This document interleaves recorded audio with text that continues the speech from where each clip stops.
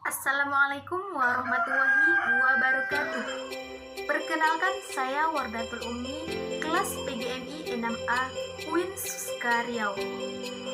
Apa kabar anak-anak ibu semua? Nah, pada pembelajaran IPS kita hari ini, kita akan belajar tentang usaha ekonomi yang dikelola secara berkelompok.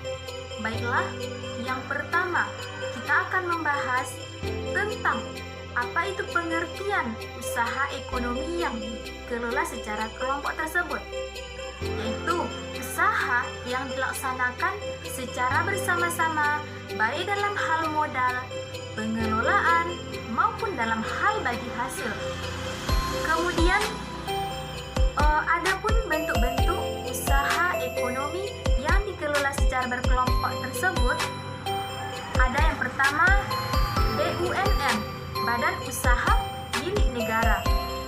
Badan Usaha Milik Negara yaitu sebuah perusahaan yang secara keseluruhan atau sebagian besar modalnya itu dimiliki oleh negara.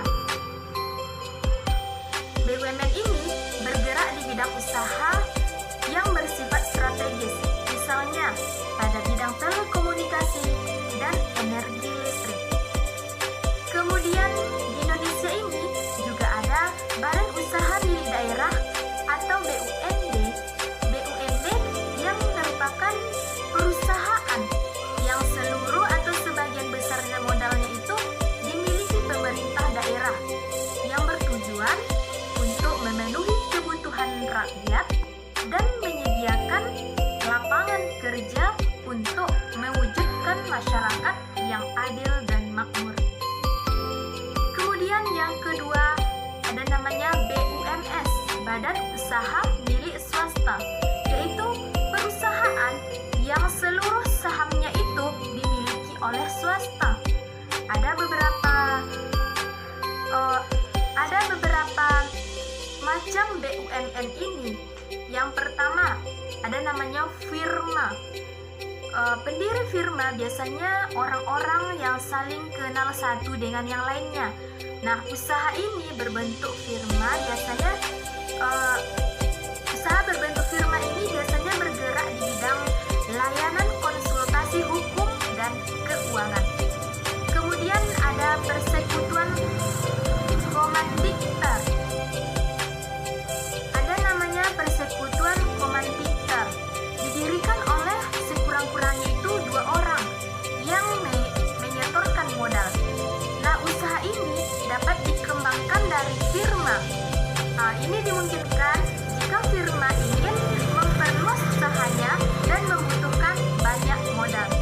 Selanjutnya, perseroan terbatas atau kita kenal dengan nama PT, yaitu usaha bersama yang modalnya itu berupa kumpulan saham.